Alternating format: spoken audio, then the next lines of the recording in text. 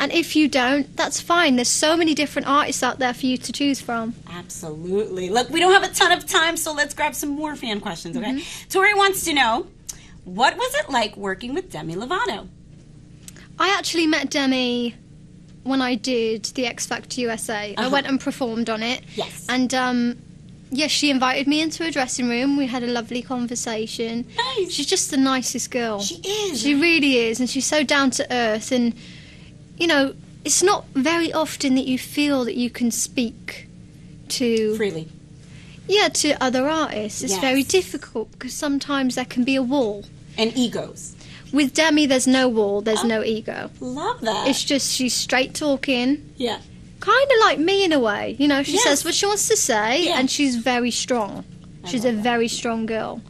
And I think that's what made me really want to work with her. Oh, I love And the that. song is great. Yes! Oh, I love my God, I'm so excited. Okay, so Cal wants to know, you've collaborated with several artists over the past couple of years, so who's been your favorite to work with? Who's been my favourite to work with? Mike Posner. Killer song.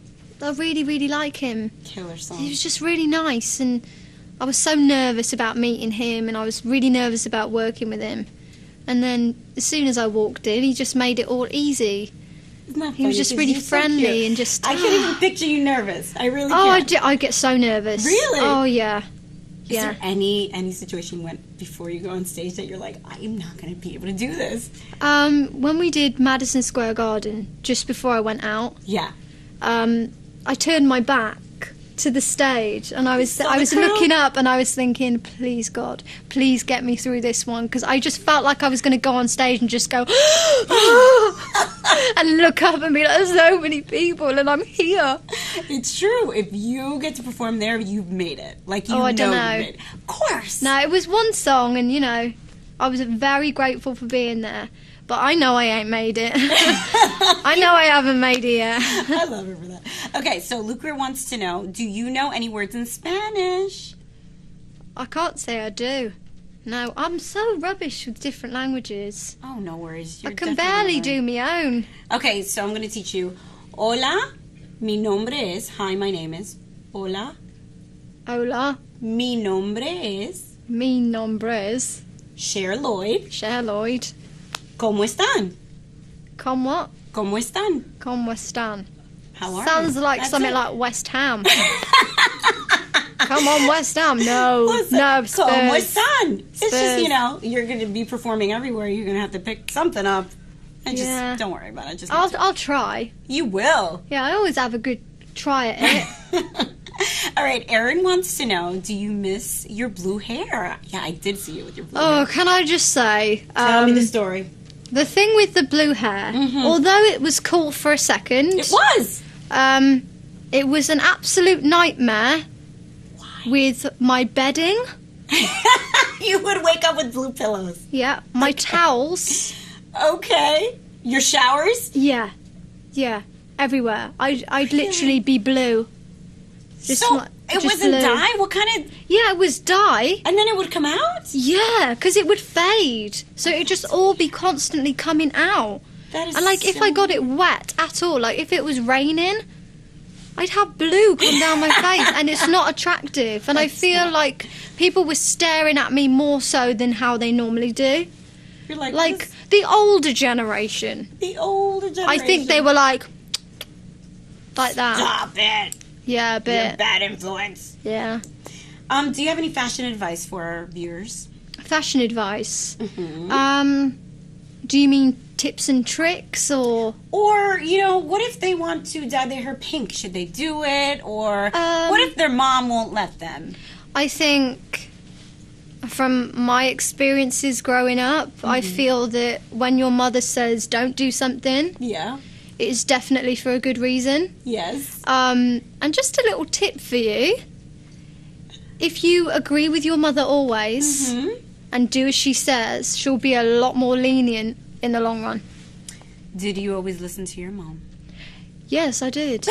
No, honestly, I did. That's awesome. And, you know, as the years went on, she'd be a lot more lenient. And she'd be like, okay, I respect the fact that you have listened to what I have said. And then when I got to 16, She was like, okay, so you've been asking me if you want a tattoo. I'm glad you haven't gone behind my back, and I'm going to take you.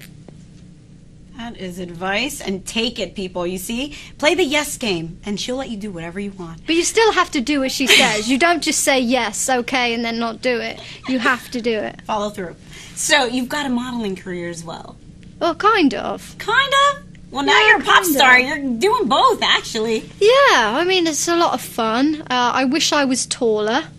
Me too. Because it would help a lot. How tall are you? I don't know. 5'1"? 5 foot nothing. 5 foot nothing. I'm 5'1", so I'm taller, obviously. Okay. I want to talk about your evolution.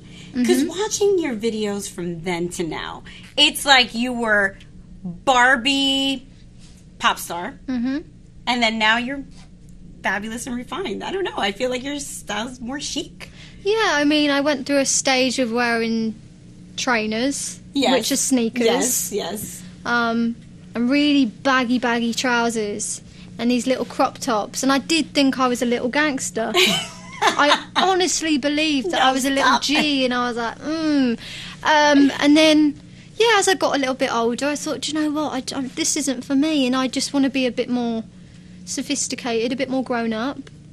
Do you feel like stylists were influencing you in the beginning, and now it's more you speaking with your fashion? You worded that brilliantly. Oh, thank because you. Then it's not me saying they did it all to me. Wasn't my because fault. obviously in the beginning, if you're involved with a show like that, people are like telling you what to do, what to wear, how to wear your hair, you know, what people want, and you're confused because you're like, I just want to sing, you know, whatever, you know, do whatever you want to me. Yeah, it was very difficult because, you know, when you're on a TV show and you don't really understand what's going on around you, and there's clothes flying everywhere, and there's so many different people, and people are dressing you 5 seconds before you have to go on stage. Did you even look in the mirror?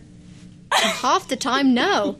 I just wanted to sing, as you said, and I was more concerned about the fact whether, you know, I'd get my routine right and stuff like that. And then when I used to look back on the pictures, I'd be like, wow. Like, what the? Did I not look in the mirror?